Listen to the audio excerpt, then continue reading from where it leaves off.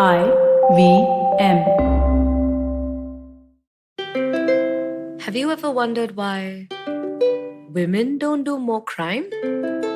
Well, we're here to tell you. There's misconduct all the time.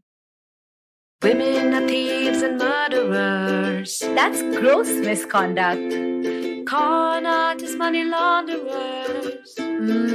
Criminal misconduct. Financial fraud that's hard to track.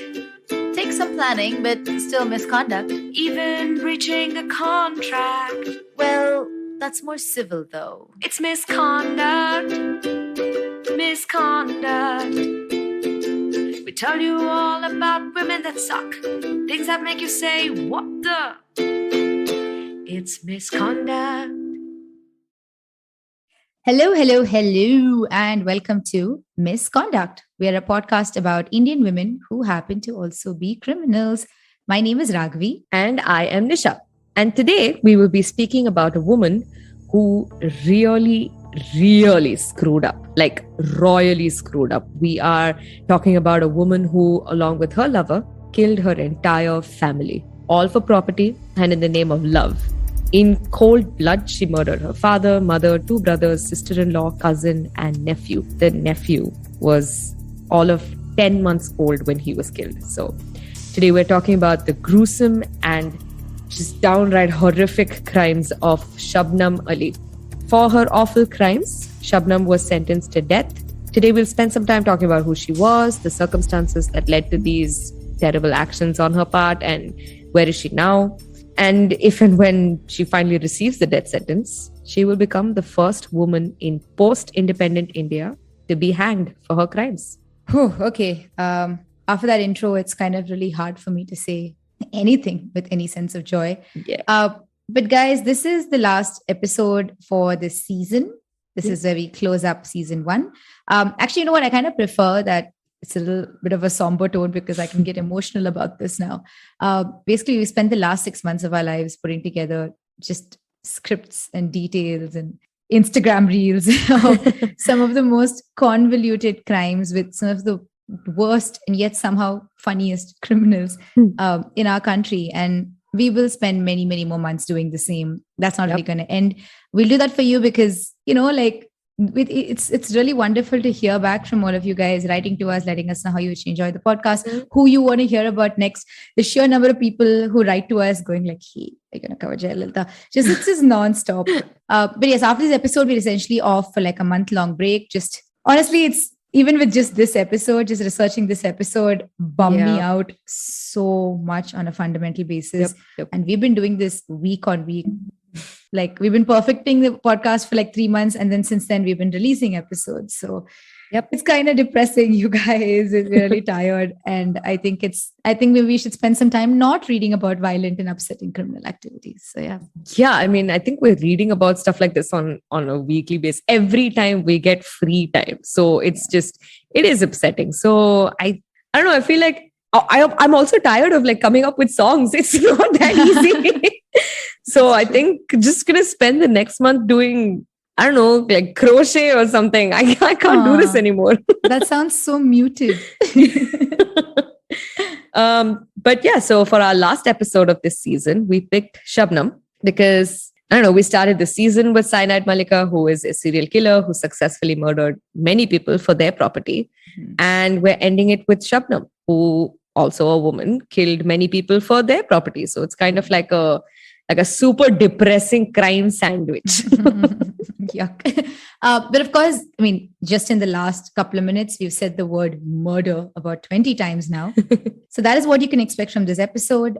We'll also be discussing quite a bit about the death penalty. There will be descriptions of violent crimes. Later on, we have, some references to sexual assault as well. This podcast is not suitable for children, and listener discretion is advised. So let's start this episode a little bit differently, right? So first off, there's not going to be any context setting. So if you want to hear,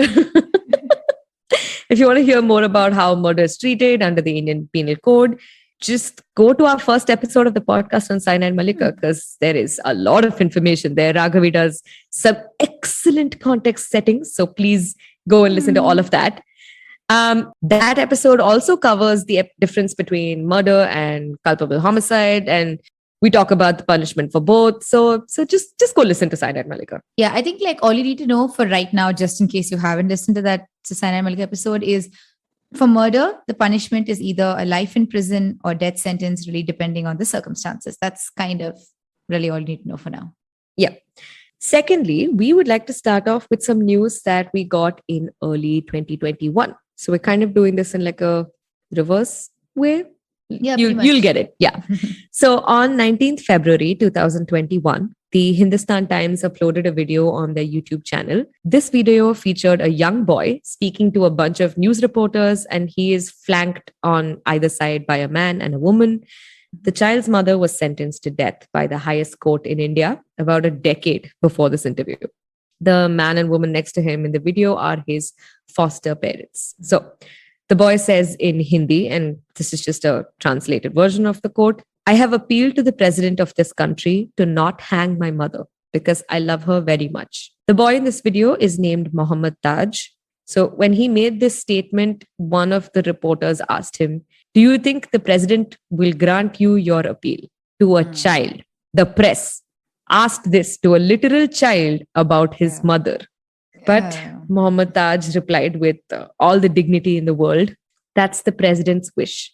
Hopefully, he will listen to the words of a child." Oh, God, that's heartbreaking. It's just heart-wrenching. Anyway, so Mohammed Taj, who is he? He is the son of Shabnam. That is the subject of today's podcast. This poor child, all of 12 years of age, he was born in jail when his mother was imprisoned. This was in Rampur jail in Uttar Pradesh. He has never truly known his mother, or at least not in the way that some of us get to know our mother.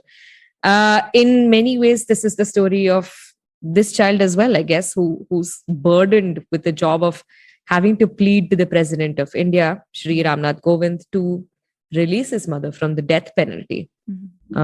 His request was never addressed officially by the president, because the president's office had already made the decision a few years prior in 2016. Shabnam would not be released from the death penalty. She had filed like multiple mercy petitions to the Allahabad High Court, the governor of Uttar Pradesh, and the president since 2015.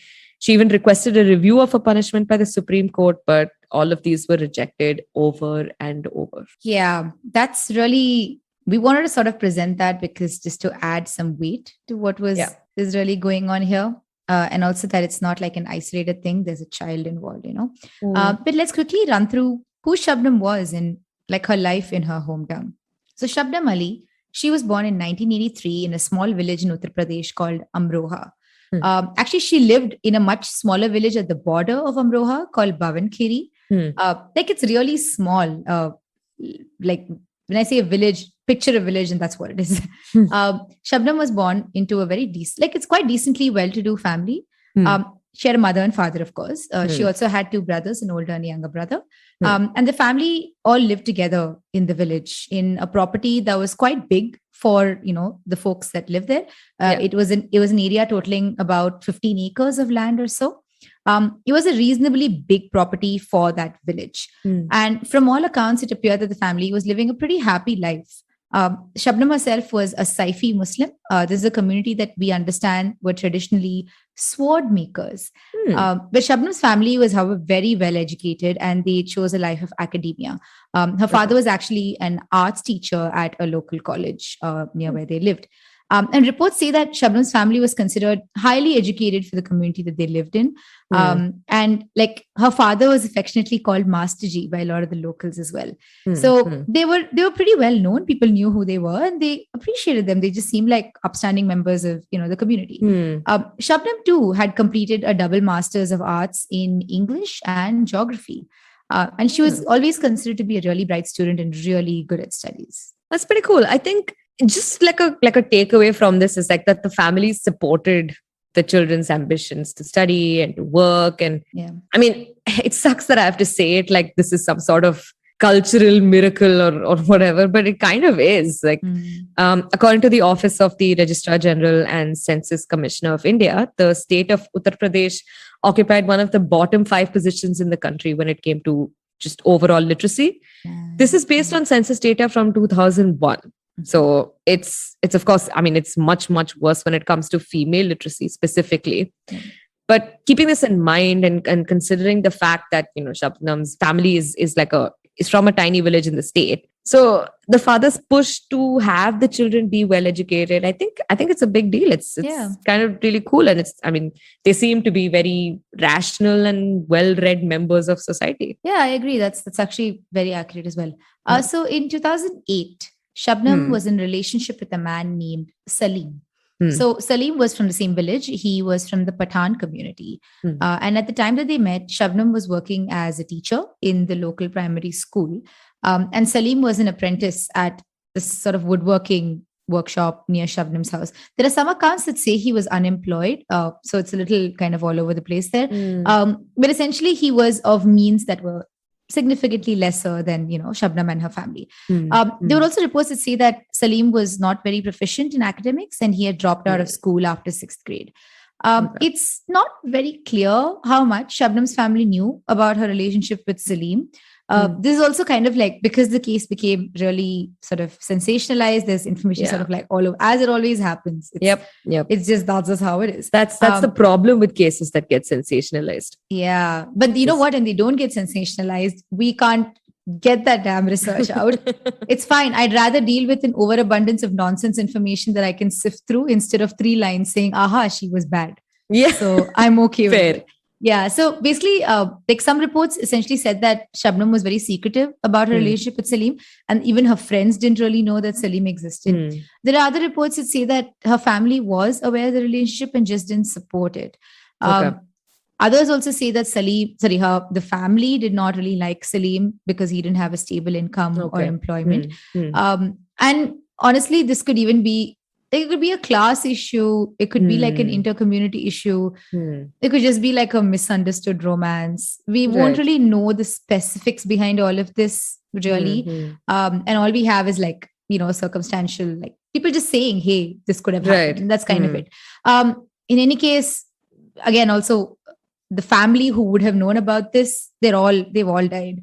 So it's unlikely we'll find out really. But what we do know is that Shabnam and Saleem wanted to get married at some point. And really the only thing that appeared to be stopping them, aside, from the family not accepting it, whatever, is the lack of financial security. I don't know. I feel like the family not supporting it might be somewhat of a bigger issue because like Shabnam's family seems largely supportive and reasonable. Like they made the children study and they all lived in a giant family all together in the same house. And so far she doesn't seem like a bad person. And I mean, not as her family. I feel like they may have supported them financially if they were okay with the rest of it. Maybe, I guess. Yeah. That kind of makes sense also because there's an account that we have from a former classmate of Shabnam. His name is Usman Saini. He just has wonderful things to say about Shabnam, and let me quote a couple of things that he says.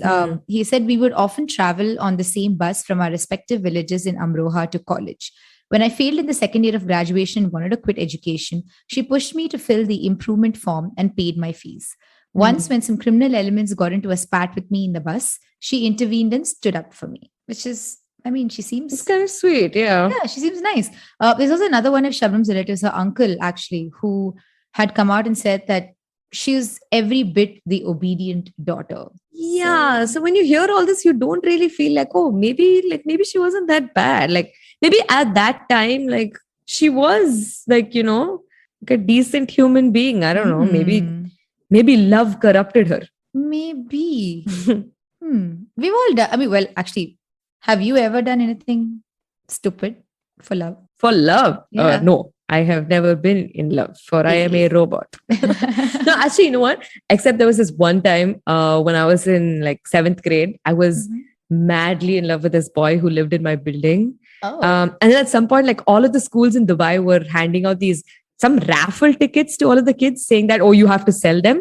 So I used this as a really dumb excuse to go and talk to him. And it's exceptionally stupid because he was head boy of his school and he probably had tickets of his own. But yeah, anyway, that's the day I found out that he had a black electric guitar and I was forever obsessed with him. I may also be obsessed with him now. I have done some stupid things for love, but one thing that I can say that is stupid, but also will not hurt my ego by it being out in the public is that there was this guy that I was seeing in college, and he went off to the US to study. And so to convey my like wholehearted loyalty and love to him in like this significant way, like I want to do something like a big gesture, but I had no money. I was in college. So I decided to grow out my hair. Okay. He just liked long hair. So I grew it out, and I was like, I'll grow it out for as long as I don't see him.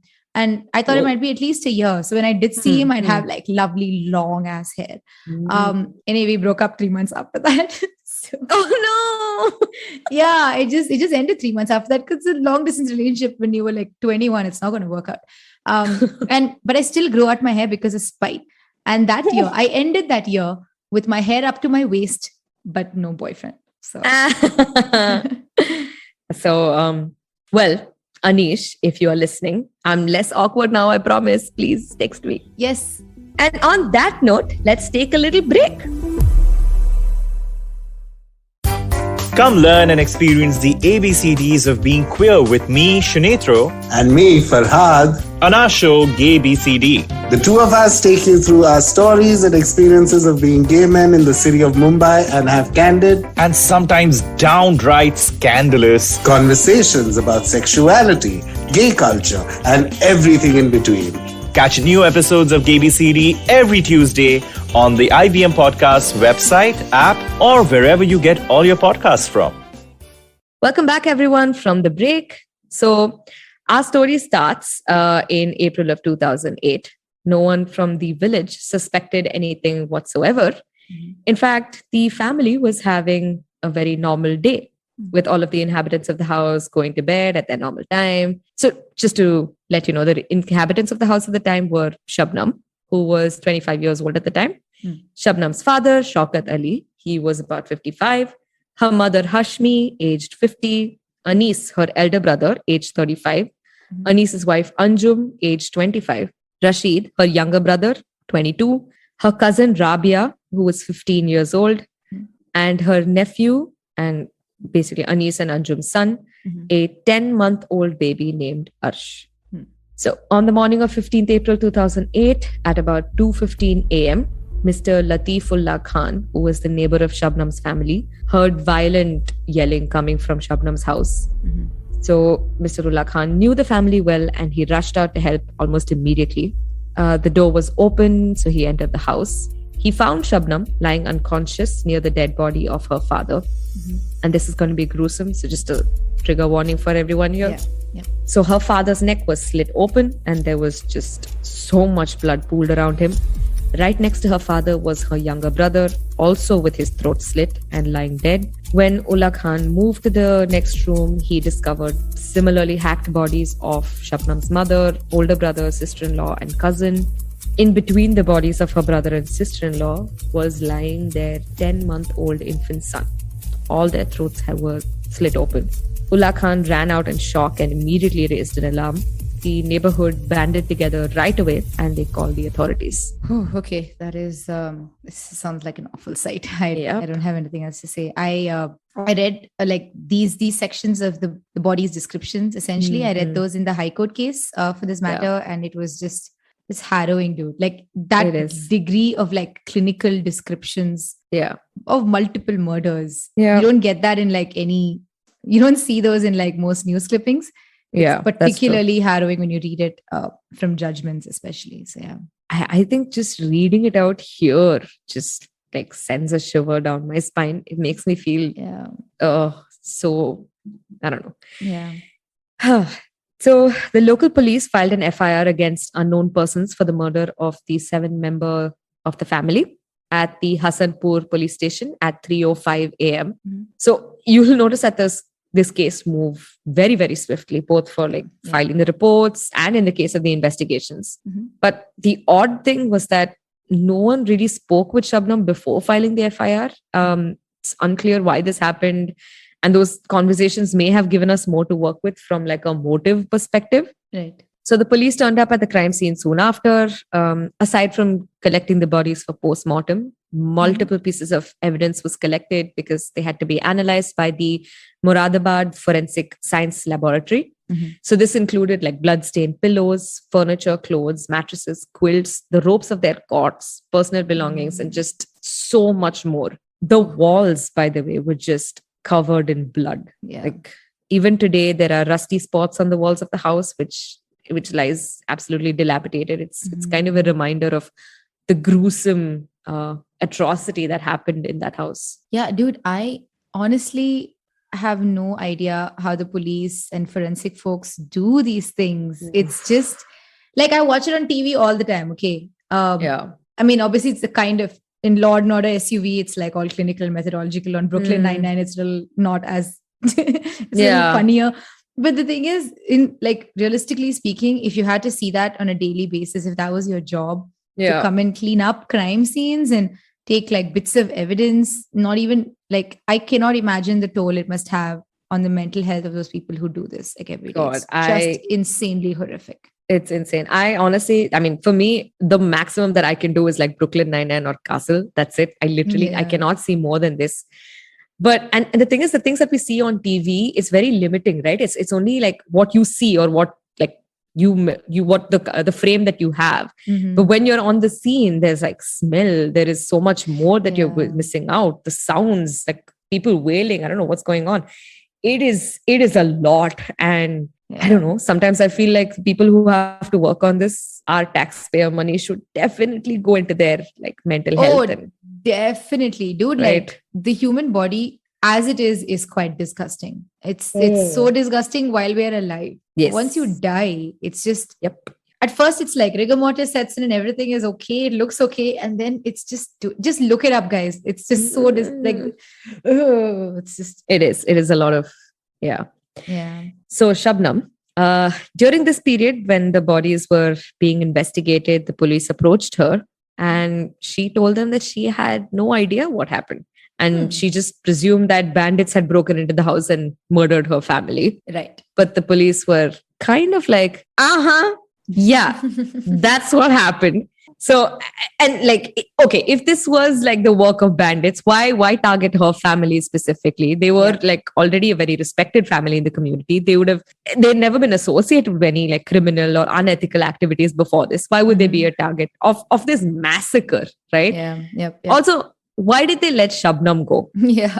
Right? So, and she also mentions that she wasn't sexually assaulted. So it's just, in fact, she maintained that she has no clear memory of the incident at all. Yeah. So all of this, like the lack of clarity from Shabnam's side and her inability to piece together the events of the day, these were huge red flags for the police and they caught on immediately. Yeah, dude, for someone who is like supposedly not guilty, she was acting like hella guilty. Super guilty. Yeah, like I feel like if she was there in person, and before the police, her eyes would be darting around and she'd be sweating and stuff like that. She actually sounds a lot like Adnan from the Serial podcast. Ooh, yeah. I don't know what to tell you. I don't know. I can't remember. I don't know what to get lost. Ask Nisha. But yeah, it's basically that.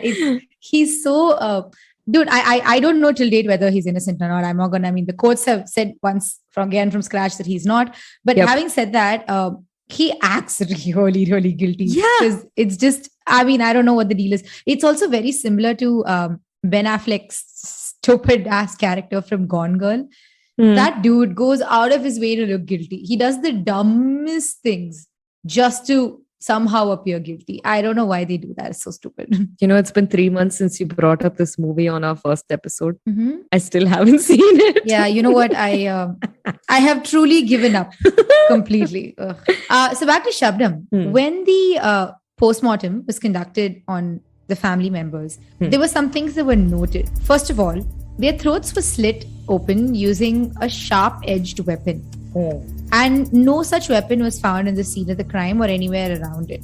I mean, in the sense that there was nothing that had blood on it. That's really why. Right. For the kind of cut that it was, especially, it looked like someone had held the victim's head while another person slashed them with the murder weapon. So it's very likely that it would have taken two people to do this. It couldn't have been like a single person like job. The second thing was there were no signs of struggle, which is kind of weird because if bandits had just randomly turned up and hacked them to death, there should have been some defensive wounds at the least, right? Yeah. And defensive wounds turn up on like the hands, the back, on the Correct. feet, the face as well, like because you're protecting those areas essentially. Right. None of those were noted at all. The third thing is the inner linings of the stomachs of the victims, they were found to be red and swollen. So this meant that they had consumed something that could have likely been an intoxicant before their death, which sort of adds to the earlier bit about why were there no defensive wounds? Were they kind of, not in a position where they could defend themselves physically? On that note, the 10-month-old child, he was actually killed by asphyxiation and blood force trauma. Oh. Yeah, he was literally strangled and hit with an object. This child, a baby. Good God. I do not have words for this. It's just truly disgusting. Yeah, it's just this entire episode's going to be like this, guys. It's quite triggering. We'll be upfront with you. Of course, all of this was extremely suspicious to the police. Yeah. So they did a little more digging because none of what Shabnam said really added up with the forensic evidence that they found. That's when they found out about Shabnam and Saleem's relationship. So one angle that they were considering is, did these two sort of plan together to kill her family for opposing their marriage? But from what they had so far, it didn't seem like there was enough evidence to cover that. So they were like, you know what? It seems suspicious. Let's get a warrant and search Saleem's house. And what do you think they found there, Nisha? Some evidence? Yes, but not just any evidence. They found all of the evidence. Oh, God. First of all, they found the murder weapon itself. It was an axe and it was still kind of bloody. Wow. Yeah, the thing is, it's really difficult to remove traces of blood, like, unless you go through a whole sanitation process. Like, it's really hard to remove blood from anything, honestly. Yes, as a uterus owner, I completely agree with this statement. Oh, don't remind me. They also found a blood-stained shirt at Saleem's house. So I'm assuming the blood on the shirt matches the victims. You know it did. God, who keeps these things in their house, man? And not to say that you should cover up your murders. Yes, fair. Agreed. But all of this happened in, not to say that you should murder. What? Yes, forget that is cover also up. correct. No, but in case you do, don't cover up. This happened in 2 days. You could have easily just disposed of, evidence. So exactly. There were some reports about how the evidence may have been dumped into a lake, but then that doesn't explain how it turned back up. It just doesn't make any sense. But the thing is, it's weird that he kept it, but I don't think he was also particularly smart. The difference though is Shabnam was quite smart. Okay. Yeah. But then wait for it. So the thing is, of course, once you find the murder weapon and a shirt with blood that matches the victims, yes, you have enough probable cause to confiscate anything else that you find as evidence. Okay. So at this point, the police were like, that's it. We are stripping this house down. So they searched the hell out of Saleem's house and Shabnam's house. So what did they find at Shabnam's place? They found a Nokia mobile phone. And of course, both at Saleem and Shabnam's place, they found their SIM cards. You know how I feel about SIM cards. I do know how you feel about SIM cards. They found more blood-stained clothes. More? Yes. What are these two, idiots? Yeah. What is going on? Particularly annoyed that Shabnam didn't think that through. She seems like she's quite smart. So it's kind of stupid that she didn't do that. Additionally, Shabnam also had an empty wrapper of a bunch of tablets called Biopose. Ooh, okay. Let me explain this. Yeah. Okay. So, Biopose is a generic version of a drug called benzodiazepine, right? So it's used primarily to treat insomnia, anxiety, sleep and panic disorders, and seizure disorders. Basically, benzos works by releasing a certain neurotransmitter into the brain. It sends calming messages to the body. So when a person is anxious or their brain is kind of overstimulated, it helps because the benzos suppresses this overstimulation and it allows the patients to reduce their symptoms of their attacks. And then you feel like you can think again. Yeah. Right. So generally speaking, that this is how it's supposed to be used, but a high enough dose can definitely lead to some major side effects. Some of them being drowsiness, impaired coordination, loss of muscle control, and even a coma. That's a lovely summary. Thank you so much, my love. But yes, that's essentially what happened to Shabnam's family. They were given a high enough dose of benzo that they basically were rendered, immobile. They just couldn't move. And this would explain why Shabnam's family didn't fight back in any way or show any defensive wounds on their body. If they were essentially attacked, when they were comatose or unable to really do anything about it, there wouldn't be any defensive wounds. It would have been incredibly easy for them to do it. So yeah, essentially between Saleem and Shabnam holding on to so many like bloody articles and like items of clothing and stuff, it just became really obvious now that they were both involved. Yes, well. Also, dude, there were no bandits that came to the area and took responsibility for this crime. Okay, if you're trying to teach someone a lesson, ideally the bandits should be like, I did it and it's for this reason. Nobody said that. No one came out and said they did it. No one suspected any specific bandits, and no one had even heard or seen anybody on the streets at that time. Wow. So Shabnam and Saleem's story, to sum it all up, was complete horseshit. And the police caught on very quickly. I have to commend them for that. They got through this very, very quickly. Well done. And yeah, good for them. Aside from all of these things, the police also got the call records of Shabnam and Saleem. Oh, wow. Yeah, this is when shit really hit the fan.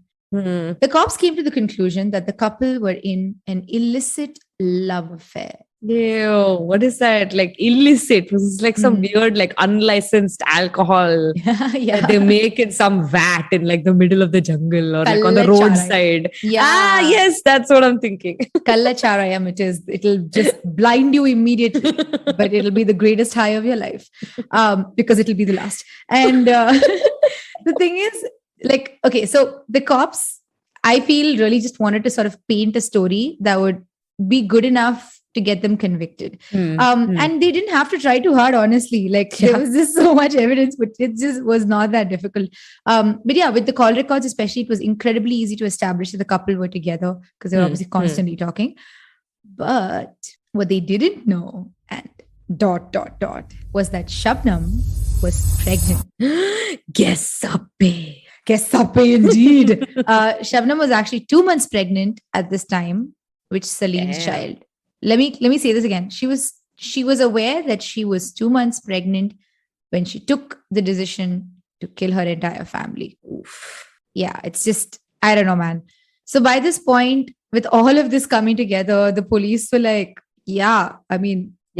it's so easy to set a chronology of events. It's not particularly hard. So this is really what they came down with. Shabnam and Saleem did not have their parents' approval to get married. Unfortunately, Shabnam also got pregnant. The two would not have enough money to raise a child in all of this. The prosecution also put forth the story eventually that Shabnam and Saleem knew that the property that her family lived on was quite valuable overall. But Shabnam would not actually be a direct inheritor of the property. The thing is, even if her parents passed away, the property would be split up between all the kids.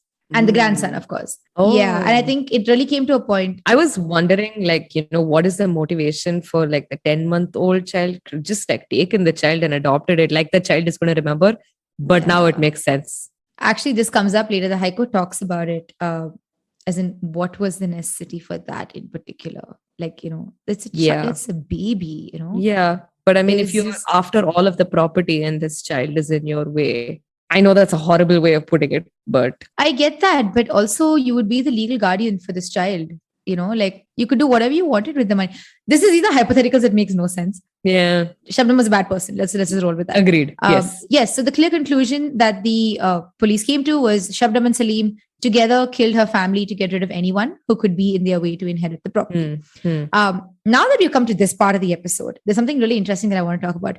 But first, Nisha, have you watched the movie Knives Out? I don't know why you're asking this question. You know full well that I have not watched this movie. So the thing is, it's got Chris Evans in it. I mean, at least for that. Sure. I mean, I definitely do want to watch it at some point, but whenever it comes on whatever OTT platform, I shall watch it. It's got Chris Evans in sweaters. Yeah. Fine. Okay. Whatever. Anyway, the joke's on you. You do realize that your type and my type are completely different. Yes, I understand that. Do not tempt me with Chris Evans. Do you know Tom Hiddleston is in it? Shut up. Do not even. In any case, the joke's on you because this is an amazing murder mystery Hmm. whodunit sort of a movie.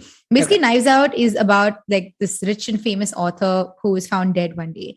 And there are multiple suspects about it all, and they're all within the family. But one of the concepts that comes up in the movie is this thing called Slayer's Rule. Okay. The rule basically says that if a person commits murder or abets the commission of murder with the intent of inheriting the property of the person who was murdered, then they'll be disqualified from inheriting that property. So basically, if you're convicted of the murder, you can't also be rewarded for it on the side. That seems fair. That's essentially it. So when Shabnam thought that she could inherit all that property after her family died, LOL, girl was hella wrong. Yeah, all she got was like a bun in her face.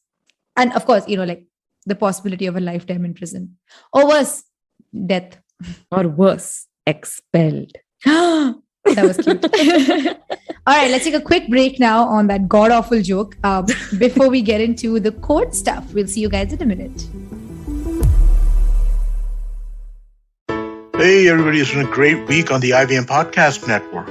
On the Wire Talks with Siddharth, retired IAS officer KBS Sidhu shares how heartbreaking and insensitive the Jallianwala Bagh redesign is to the martyrs of the tragedy. On Cyrus Says, Cyrus is joined by Lokesh Verma, founder of Devil's Tattoos and co-founder of Heartwork Tattoo Festival, to talk about how he came to be known as one of the world's great tattoo artists. On Paisa Vaisa, Anupam is joined by finance veteran Hiren Ved, CEO, Director and CIO of Alchemy Capital Management. He shares his perspective on making long-term investments in Indian equities. On Advertising is Dead with Varun, CEO of Avalon Meta, Varun Maya digs into how he looks at learning and education and why he's bullish on voice. And on Tere Mere Raste, Keshav visits Hanle, India's highest astronomical observatory. Do follow us on social media. We're IVM Podcast on Twitter, Facebook, Instagram, and LinkedIn. And remember, if you're enjoying this show or any of the shows on the IVM network for that matter, please do tell a friend. We really appreciate that. And finally, I'd like to thank the sponsors on the network this week, Fiat Cred, Banco Baroda, Quarter, and CoinSwitch Kuber. We really do appreciate the support. Welcome back, everyone. So before the break, we were talking about what exactly went down with the investigation in Shabnam and Saleem's case and a lot of gruesome and gory details. So let's get into some courtroom shenanigans. So this is essentially what happened. So at this point, there is like tons of evidence against them, and it's just so overwhelming that there's nothing they could do to get out of it, right? The charge sheet filed by the police in this case outrightly said that the two were being charged with a murder under Section 302 of the Indian Penal Code. The prosecution examined 29 witnesses in all. They had the murder weapon, they had blood reports, toxicology reports that kind of tied everything together. It was pretty much like a slam dunk at this point, right? The prosecution presented some very gruesome facts about the murders at the trial. For one, they maintained that Shabnam and Saleem had to have done it, all of it together. They needed the manpower to make it happen. Shabnam drugged the family at night, waited for them to sleep. Then she invited Saleem into her house, and together they killed each member of the family. So the mode of killing was particularly upsetting. We have described it in great detail. They said that based on the forensic reports and the blood splatter investigations, it's most likely that Shabnam held each of her family members by the hair and Saleem slit their throats with the axe. I know. Okay. One thing we need to remember is that there are no eyewitnesses to the incident. It's all just circumstantial evidence. But my God, it was hella evidence. Right? So one interesting thing that came up was when Shabnam continued to maintain that, no, I didn't kill anyone. I didn't kill my family. And so they asked her, okay, where were you? And she said, I was sleeping on the terrace that night. And then when she came downstairs in the middle of the night, she found the bodies. Except that the roof of the house is clearly visible to many neighbors. And they all said, there's no bed covers or sheets on the roof of this house. Were you just sleeping on the plain floor like a psycho? So, well, like a psycho. But yeah, so even the police, when they investigated, they didn't find anything to suggest that Shabnam was asleep on the terrace. So her alibi was just the worst. Yeah, it really was. She deserves to be laughed at for making up such a dumb story. So yeah, man, for such a smart person, generally, just you could have done much better than this, for sure. Again, not condoning it. This is terrible. Nope. She's awful. She's the worst. Yes. So another witness was a man at a pharmacy. He said that Saleem had come in to purchase Biopose, but he was denied the purchase because he didn't have a prescription. Yep. So he went on to procure the drugs from a third party. That the pharmacist also supported this claim. Yep. Lastly, there were many witnesses that had seen the early days of Shabnam and Saleem's relationship. So they testified that the two were in love and they wanted to marry soon. And the family was likely standing in their way. Yep. So, yeah. So this is the part where we mentioned that Shabnam and Saleem consistently denied all the charges against them. But instead, I say this with all the joy in the world, Shabnam flipped entirely and blamed Saleem for the whole thing, like all of the murder. Of course she did. I would have, you know what? If she had stuck by him, I would have been truly upset. So whatever, man, good for her.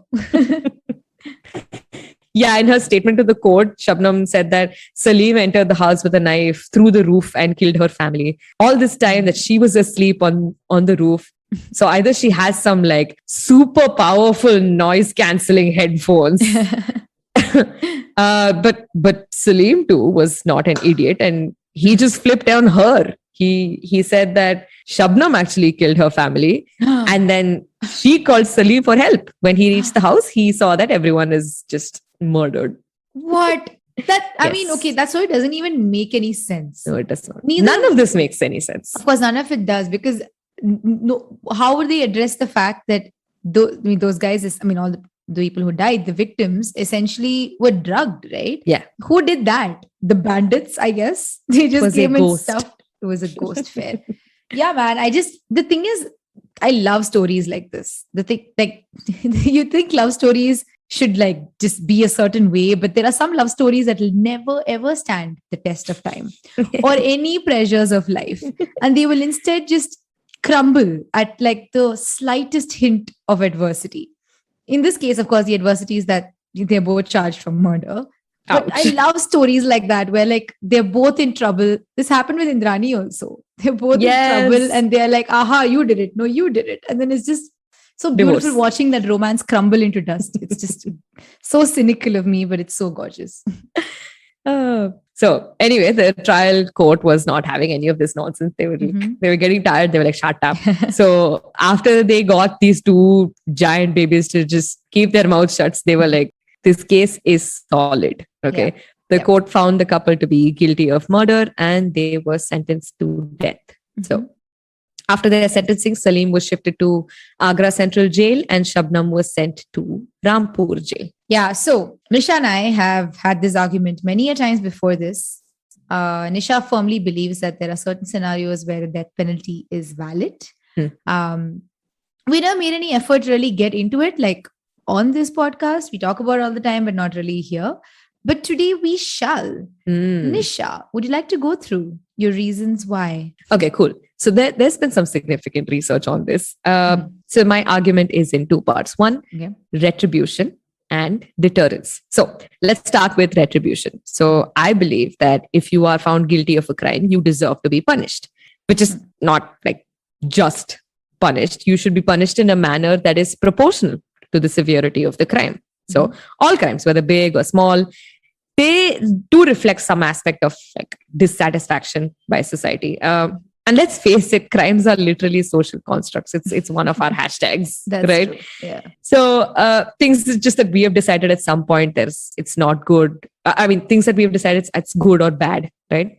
For whatever moral, ethical, religious, or for some reason. Yep. And we all decided that, these things must be punished. And I understand if some crimes are punished in a manner that is completely disproportionate to the actual act. And I think some acts were never supposed to be criminalized in the first place. Like, why the hell is attempt to suicide being treated as a crime? Yeah. Right? Yeah. It's clearly a mental health issue and it needs addressing appropriately.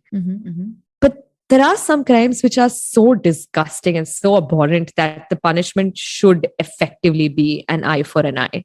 Right. So by that logic, a murder that is so gruesome and just absolutely rooted in greed, I think the only way that can be addressed is the death penalty. Okay.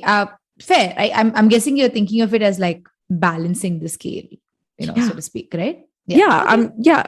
that's kind of where I'm going with on that. And Mhm. the second point that keeps coming to me is deterrence, because at the end of the day, society needs to be told that certain crimes are intolerable and will be punished in kind. So some criminals just cannot be rehabilitated.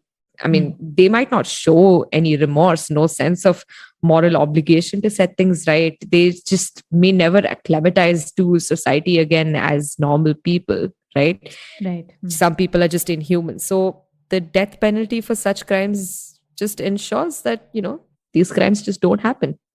Okay, but how do you think it works? Like, Yeah, okay. I know where you're going with this. All right. It's just, see, I get it. The principle is not implemented very well. I agree. Okay. A few years ago, the Indian criminal laws were amended, like most due to like major public pressure.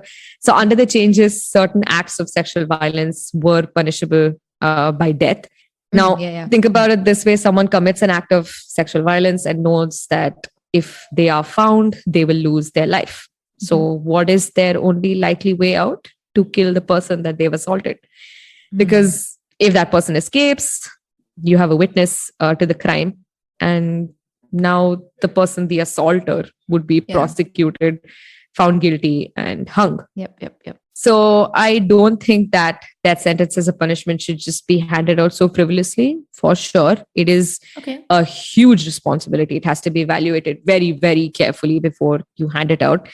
And I know you mentioned this before as well, that all death penalties need to be approved by a higher court, and almost all of them end up at the Supreme Court at some stage, right? And most of them end up before the presidents for mercy as well, so kind of like Shabnam's. Yeah. So the last thing I want to talk about is there was some major case law research done. What? Are you serious? Did you do case law research?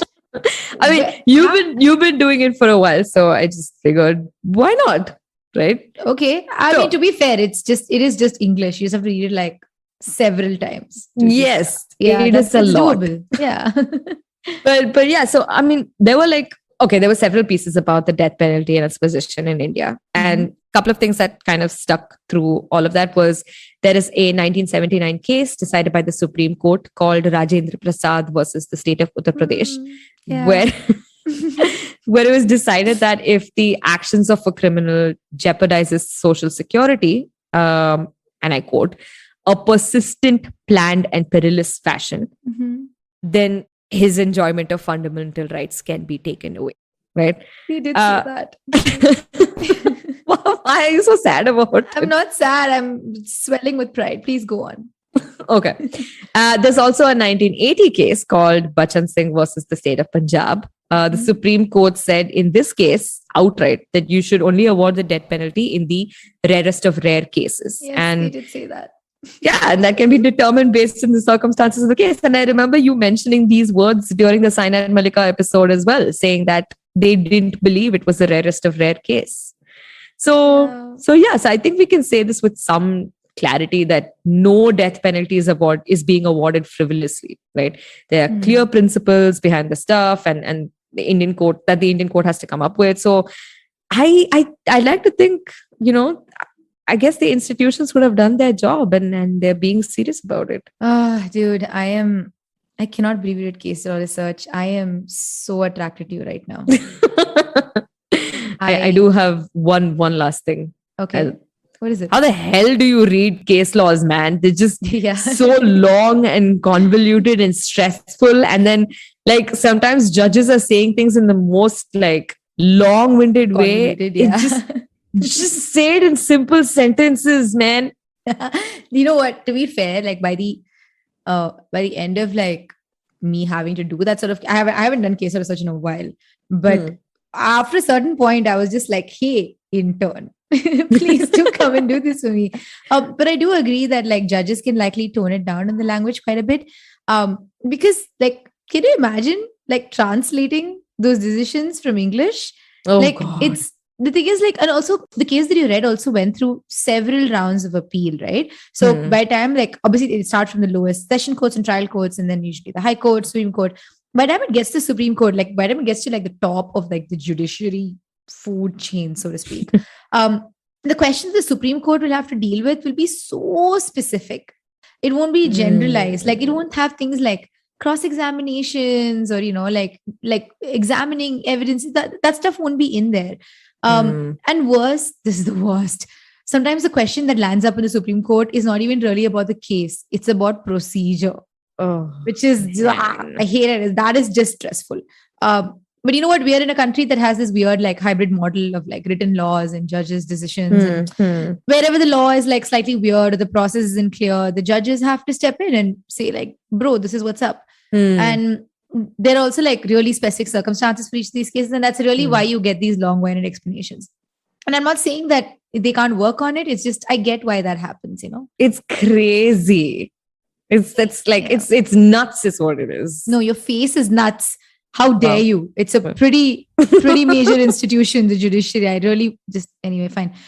I, however, have two very real concerns with the death penalty. I'm not even going to take the argument that, the state doesn't have the right to take away your life. Forget that. Okay. That's a whole separate situation.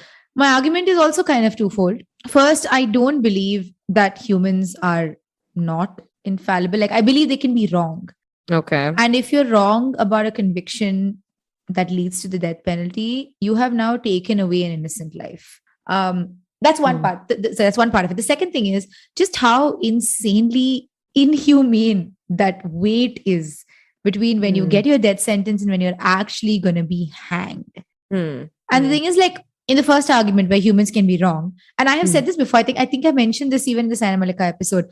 If there's just one thing that goes wrong with the case, like if just circumstantial evidence was just not entirely enough, if the witnesses are just a little bit wrong about what they saw or heard, like, if the evidence is contaminated in a way, or the prosecution uses outdated forms of evidence collection and nobody realizes it, if the law is just archaic enough, the judge was in a bad mood or he was biased, if the lawyer defending the accused was overworked and stressed out and underpaid or something, and he couldn't present the defense properly, if the accused person was in the wrong place at the wrong time, there's just so many reasons that could come together to get a wrongful conviction, and they're all kind of out of control, really, right?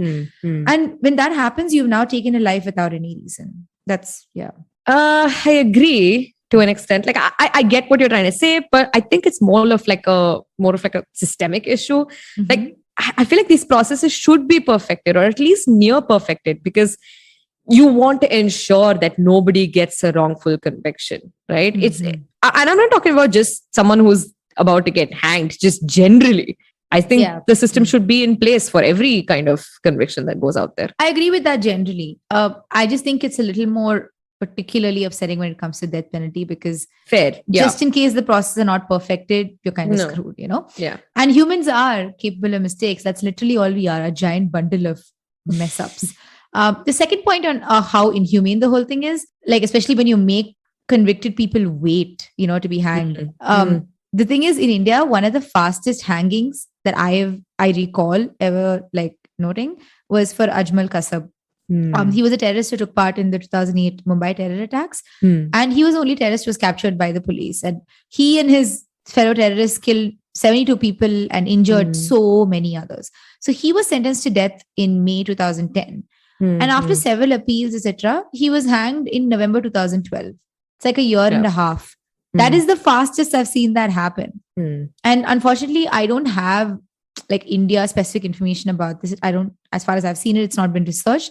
But the Death Penalty Information Center, it's a non-profit that's based out of the US, more than half of all prisoners that are currently sentenced to death in the US, they've been on death row for more than 18 years. Oof. Yeah, 18 years. Can you imagine spending 18 years of your life just wondering when, if you're going to be woken up tomorrow and just told you're going to die? Oh, man. Like, it's just awful. And I don't know one thing about India, which is that as of 2021, there are 404 prisoners that are awaiting, the death sentence. Like they're waiting in death row. I'm not sure how many of these people's cases are under appeal, if they file mercy petitions or whatever. But if you just look at Shabnam herself, like she was sentenced to death in 2010. We are now in 2021. And she still has no clue if she's going to be hanged or not. Yeah. And the thing is, even if like the person in question has committed like the worst, the most horrific, most disgusting crimes that you could possibly think of, you still deserve some humanity in death. And I don't think our system of like sentencing and carrying that out is really doing that in a particularly good way. That's really it. I mean, okay, when you put it like that, I don't know. I still feel like I'm going to stick by my views, not because your points are not valid, but Yeah, it's okay. just, But like I I mean, get that. like all of It's these are just- procedural issues, right? No, but it's see, not it's an more issue a with the human law. thing, you know. It's not But specifically how can only you be human procedural. when it's like, look at Shabnam's case, man. That's she not the murdered point. At the end a of the day, she's an actual 10-month-old person, child. you know. And She this is literally not murdered it's then, a 10-month-old okay, all child. right. Okay, fine. This is what Shabnam. Yes, we shall take this debate offline. Yeah, this really escalated for a second. You know what? Let's just. Where is she now, Nisha? What is she up to? Okay, cool. So, a little over 2 years after the gruesome murders, Mhm. on 15th July 2010, a sessions judge in Amroha sentenced Shabnam and her lover Saleem to death. Mhm. Her son, Mohammad Taj, was born in 2008 while Shabnam was in jail. So, I mean, of course, giving birth in prison would just generally suck. That's right. But in India, we do have some guidelines on how to make it work. For one, prisoners will be released temporarily to outside hospitals for the birth. Mhm. In casual offenses, the sentence might be entirely suspended. Mhm. Right. Mhm. To protect the child itself, the mother can keep the child for a certain amount of time. She'll be given an appropriate diet and space to feed the child hygienically. Mhm. So this is in accordance with the National Prison Manual. Mhm. Also, the birth certificate should not mention the place of birth of the child, just to like prevent any social stigma around the child as it grows up. Mhm. How well are these guidelines followed? Mhm. Who knows? I haven't seen any study or news or anything on Yeah. India specifically. So Mhm. if you guys come across any information, just please let us know. Yep. Yep. So Taj was with his mother for a few years and eventually released in 2015. Mhm. So remember Shabnam's college friend that Raghaveen mentioned before, who had Mhm. said all those nice words about her? Well, Mhm. Usman Saifi adopted Taj and took on the responsibility to raise him. So in that 2021 video of Taj requesting the president to pardon his mother, Usman is seated right next to him with his wife. So since 2010, Shabnam has been actively appealing to every court possible and slowly exhausting each and every one of her legal options. But it's not really been working out in her favor. When Shabnam and Saleem's case went to the Allahabad High Court, this is what they said in May 2015. So they said the crime was planned well in advance and that there was no immediate threat to Shabnam or Saleem that could justify them killing their entire family. The court also noted, and I quote this, the manner and commission of crime and remorseless attitude of the accused persons, both before and after the crime, had to be noted because it's just the way they refuse to take any real responsibility for it. Yep. And the defense team, the audacity of the defense team, they argued that Shabnam was extremely stressed by the pressure from her family to not marry Saleem, which led to all of this. The High Court said to that, excuse me, what? What do you mean? Because in their minds, the nature of the attack on her family was not at all proportional to the relationship that she had with Saleem, in the sense that at no point did they, like, her family threaten her or like give her a reason to fear for her life or anything, you know. So none of the pressure she could like have felt by this could ever warrant killing 7 members of the family, including a 10-month-old baby. And I don't think there's any pressure in the world that justifies killing a 10-month-old baby. No, not at all. And in the court's words, the act was, and I quote this, grossly disproportionate and uncalled for reaction to any apprehensions that Shabnam may have had regarding their proposed alliance. And I absolutely 100% agree with this. Yes. And she also pulled the baby card. Shabnam said, I have a child and I need to get out, whatever. The court was like, no, bro. Because they outrightly said there are many other murder convicts that have young children. We can't just let them out. And that's not a reason to give any leniency. So overall, the couple was essentially told, you are beyond reformation. Like the exact words that the court used. If anything, she should like definitely be denied seeing the child and like experiencing that like that, whatever, that human, yes, look at my son. No, you murdered so many people. Your child is now going to grow up in a different part of the world. Goodbye. God, that's really, but that still makes me feel bad for the child, because. I mean, if you're a child and you have no idea, and But some like really lovely, does. but like if some, say like if Usman and his wife took him into the family, like they have, and they just never mentioned anything about the mom. Unfortunately, that's not how it went down. Yeah. And the thing is, like, so Shabnam, it's very unlikely she'll escape the death sentence. There's just a lot of mounting pressure to have her hanged soon. There are many human rights groups that are protesting against her hanging. Yeah. There have been complaints that have been filed before the National Human Rights Commission to get her out of prison. None of them have succeeded so far. It would also be really difficult for any government to let her go. Like now at this point, because it's been so sensationalized, especially since Taj Muhammad, her son's video came out asking for, appealing for leniency. Like they're not going to let her go. Like there could be accusations of partiality against the government, just because she's a woman. Other prisoners might expect similar treatment, and they come up, they're going to ask for it. It's going to set a precedent. And I think some people might consider the state to be weak if they don't go through with this. And it sucks, but that is what it is. Yeah. I think the true victim, or like the person who has to literally live with these horrors for the rest of his life is Taj. Because I remember there was Usman Saifi had said about Taj, he needs to be saved from unnecessary distraction and questions. We were leading a normal life, but now it seems everybody in the neighborhood is looking at us. And poor child. Yeah. Yeah. The thing is, we don't know when Shabnam will be hanged. It can happen tomorrow. It may take years from now. We just don't know. But we do know that there is a child in the middle of all of this who has been told all his life about what his mother did. And he will live with that forever, which is awful. Yeah. Yeah. Man, it's all right, I guess. Musical recap. You want to do that? This is such a like drastic, like, oh, sad. Nisha, sing for us. I'm sorry. I mean, but sing a song of like somber tunes. But I'm gonna give it a try anyway. Yep, go for it.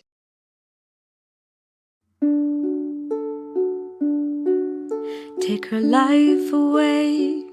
Is it truly in my hands?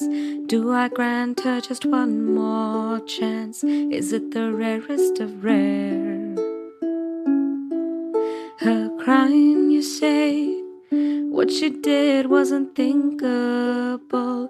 A love she claimed unsinkable. What an unholy pair, I do declare. Take a look at the facts. Do I claim retribution?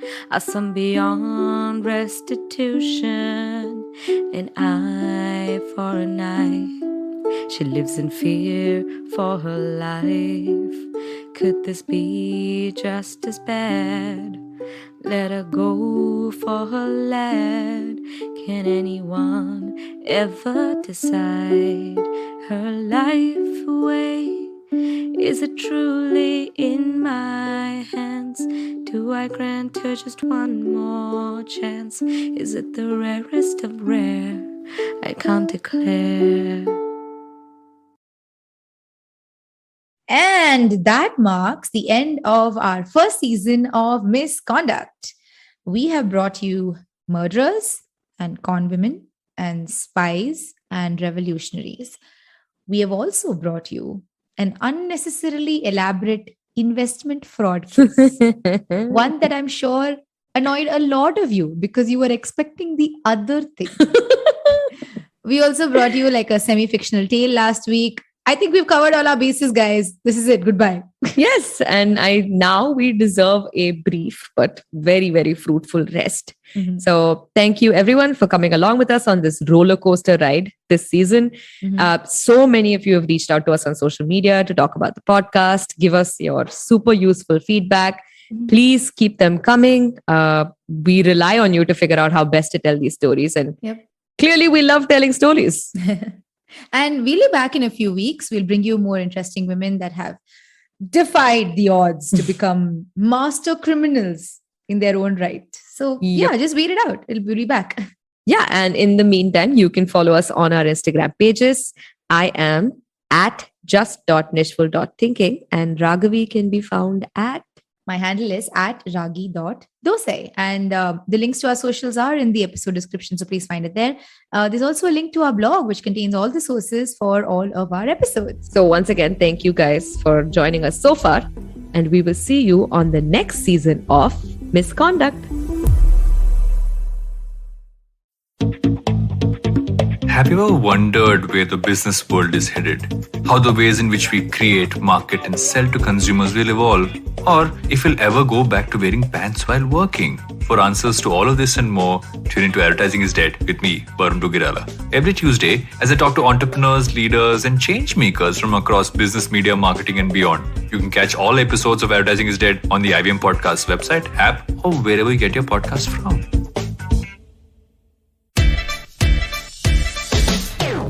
From uncensored and unfiltered chats with the who's who of the entertainment industry, I, Siddharth Kannan, bring you a very hardcore chat show called Candid Kannan. Tune in every Friday on the IVM Podcast app or wherever you get your podcasts.